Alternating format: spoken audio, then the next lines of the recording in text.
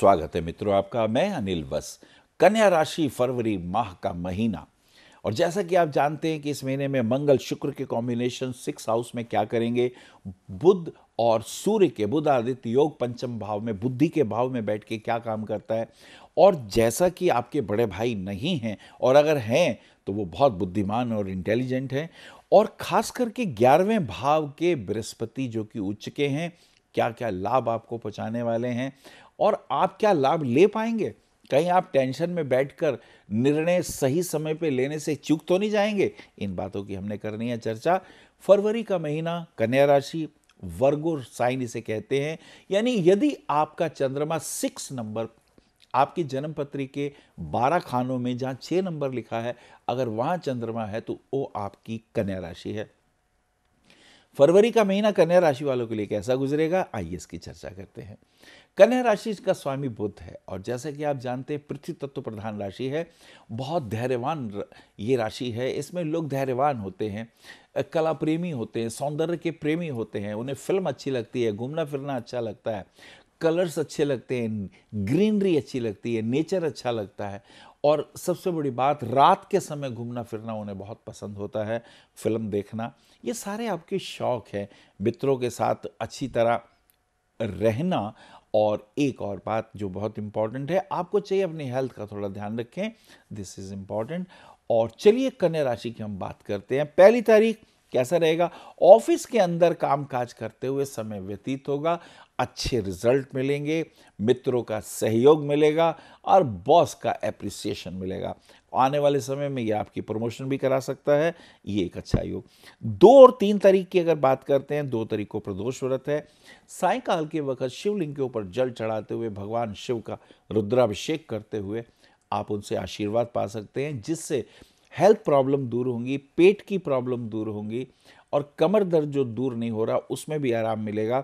और सबसे खास बात यह है, स्किन इन्फेक्शन जो तंग कर रहे हैं गले और पेट के पास, वो भी धीरे धीरे दूर होने की संभावना बन जाएगी। चलिए 4 तारीख की बात करते हैं, 4 और 5 तारीख की। 4 तारीख को योग कैसा बनेगा। मेहनत ज़्यादा होगी, श्रम ज़्यादा होगा, थोड़े स्वाभिमान आड़े आएगा, हस्बैंड वाइफ के रिलेशन में थोड़ी टेंशन आएगी, पति आपके गुस्से में आके कुछ एग्रेसिव बोल जाते हैं और आप प्रेम से उसे सुन लेते हैं। ये आपका कन्या बहुत बड़ा गुण है। हारी हुई बाजी आदमी जीत लेता है। अगर बहुत सारी बातों के उत्तर ना दिए जाएं, और अगर उत्तर दिए जाएं तो मुस्कुरा के दिए जाएं, तो ये एक जीवन में प्रेम पूर्वक और अपने संबंधों को आनंद पूर्वक जीने का बहुत बड़ा सूत्र भी है। चलिए 6, 7 और 8 तारीख की बात करते हैं। 7 तारीख को गणेश चतुर्थी का व्रत भी है। कहते हैं गणपति की आराधना करने से लाभ होता है, विघ्न दूर होते हैं। और वास्तव में कन्या, तुम्हारे तो 11th हाउस में कर्क राशि आती है, तो गणपति की आराधना करने से धन की प्राप्ति का योग निश्चित रूप से बनता है, और बड़े भैया से भी लाभ हो सकता है, बड़े बहन हो उससे भी लाभ हो सकता है। तो ये एक सुंदर योग गणेश चतुर्थी का आपके जीवन में। 8, 9 और 10 तारीख की अगर हम बात करते हैं, फाइनेंशियल गेन का समय है, पैसा कमाने का तो योग है, लेकिन आपका पैसा किसी अच्छे काम में खर्च होगा। हो सकता है विवाह इत्यादि में कुछ परचेजिंग हो, कुछ गोल्ड परचेजिंग हो, कुछ कपड़ों की परचेजिंग हो, कुछ ऐसा महसूस होता है कि आपका रुपया खर्च होगा। लेकिन इसका जरूर ध्यान रखें, रुपया किसी को उधार ना दें, वरना उसके मिलने के चांसेस बहुत कम होंगे।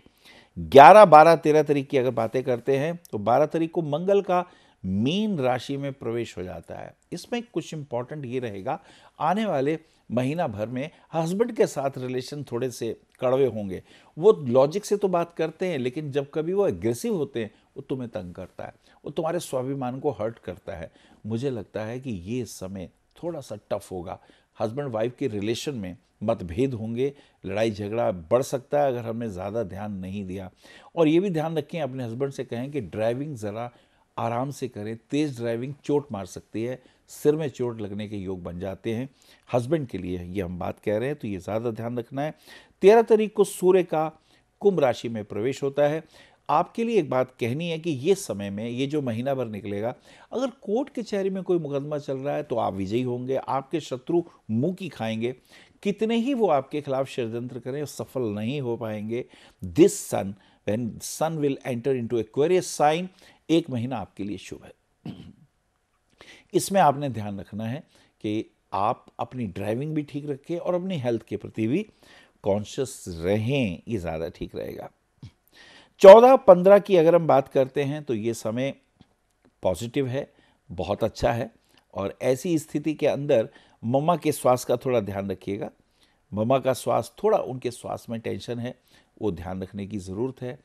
और मुझे ऐसा लगता है कि फादर के साथ भी उनके मम्मा फादर के भी कुछ हेल्थ ठीक नहीं है, तो थोड़ा सा ध्यान रखिए। आपको थोड़ा मेडिटेशन करना चाहिए, थोड़ा गायत्री मंत्र का पाठ करते हुए भगवान सूर्य को जल दें। ऐसा करने से पिता के जो कष्ट होते हैं वो दूर हो जाते हैं। चलिए आगे बात करते हैं, 15, 16, 17 तारीख की बात करते हैं। तो बच्चों के साथ कहीं घूमने फिरने के योग बनते हैं, विदेश यात्रा भी दिखाई देती है। हो सकता है आने वाले समय में आप फॉरेन टूर वगैरह करें। और बच्चों के लिए, पढ़ाई के लिए थोड़ा सा आप चिंतित हैं, क्योंकि बच्चों के पढ़ाई में वो रिजल्ट नहीं आ रहे जितना आप उन्हें पढ़ा रहे हैं, उतना वो प्रॉपरली कंसंट्रेट नहीं कर रहे। ये थोड़ा आपको तंग करेगा। और मुझे लगता है किसी अच्छे टीचर से उनको अगर काउंसलिंग कराई जाए तो ये ज़्यादा अच्छा रहेगा। चलिए 17, 18 और 19 तारीख की बात करते हैं। अब थोड़ा स्वास्थ्य का ध्यान रखना है। जी हाँ, बच्चों की पढ़ाई के लिए भी चिंतित हैं, लेकिन आप अपने लिए भी ध्यान रखिएगा। स्किन इन्फेक्शन तंग कर रहे हैं, और बालों के प्रति भी थोड़ा ध्यान रखिएगा। अगर किसी डॉक्टर से राय लेनी है तो आप ले सकते हैं। और एक बात और भी है कि आपके शत्रु आपके सामने नहीं टिक पाएंगे। और एक बात का और ध्यान रखिए कि बच्चे जो सब्जेक्ट लेना चाहते हैं उनको चूज़ करने दीजिए, फिर आप उन्हें राय दीजिए, और उसके लिए प्रॉपर काउंसलिंग करते हुए आप चलेंगे तो आपके लिए ज़्यादा अच्छा रहेगा। अगर हम बात करते हैं, थोड़ा आगे चलते हैं, 19, 20, 21 तारीख की यात्रा करते हैं। तो 20 तारीख की रामकृष्ण परमहंस की जयंती आती है। विवेकानंद के गुरुदेव थे, काली माँ के भक्त थे, और इन्होंने जीवन में बहुत भक्ति के मार्ग के बारे में लोगों को बताया कि किस तरह भक्ति से, समर्पण से हम प्रभु की कृपा प्राप्त कर सकते हैं।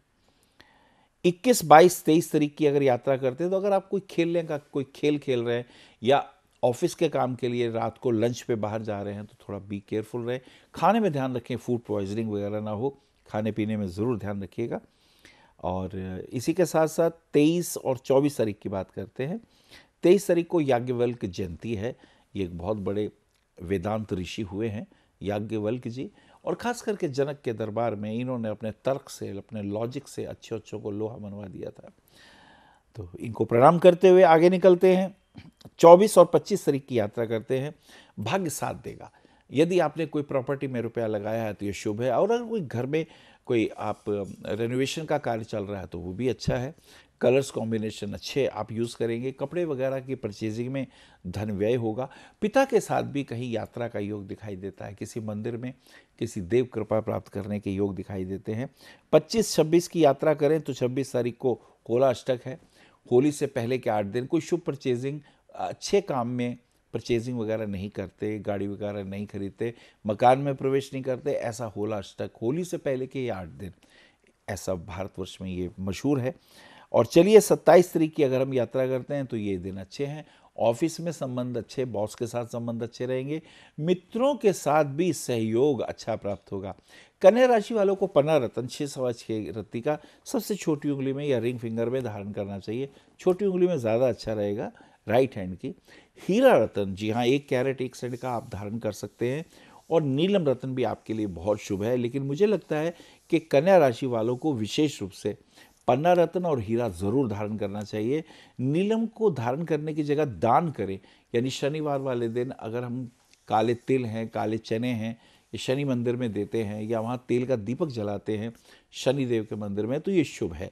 क्योंकि शनि की मूल त्रिकोण राशि 6ठे भाव में जाती है, अतः शनि का दान करना ज़्यादा उपयुक्त रहेगा। गरीबों को, जो ऑर्फन्स लोग हैं, डिसेबल्ड पर्सन्स हैं, या बूढ़े लोग हैं, उनकी मदद करना, उनको वस्त्र देना, उनको खाना देना, ये सब आपके लिए बहुत शुभ रहेगा। हरिओम। विशेष जानकारी के लिए संपर्क करें भविष्य कथन BE 279 गली नंबर 6 हरिनगर न्यू दिल्ली 110064। हमारे फ़ोन नंबर है 9891739999 9818189993 8860060309810810880002।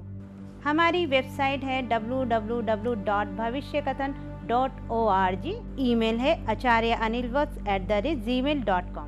अपॉइंटमेंट के लिए संपर्क करें सुबह 11 बजे से शाम 6 बजे तक।